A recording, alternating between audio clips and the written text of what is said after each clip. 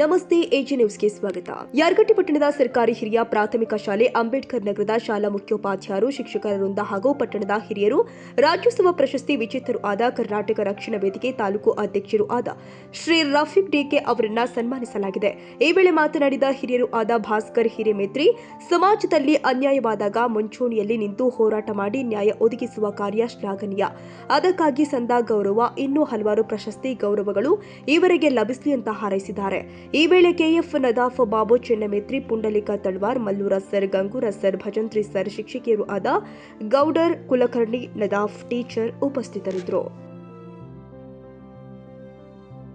ಕನ್ನಡಿಗರ ಮೆಚ್ಚಿನ ನಿಮ್ಮ ಎಜೆ 24/7 ನ್ಯೂಸ್ ಕನ್ನಡ ವಾಹಿನಿ ಇದೀಗ ಟಿವಿಯಲ್ಲಿ ಲಭ್ಯ. ವೇಳೆ ನೋಟಿಸ್ ಕೊಟ್ಟಿದ್ರೆ ವಾಪಸ್ ತಗೋತೀವಿ.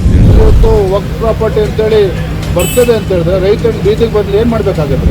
ಯಾರು ವೋಟ್ ಹಾಕಲಿಲ್ಲ ಅಂದ್ರೆ ಗ್ಯಾರಂಟಿನೆಲ್ಲ ಸ್ಟಾಪ್ ಮಾಡ್ಬಿಡ್ತೀವಿ.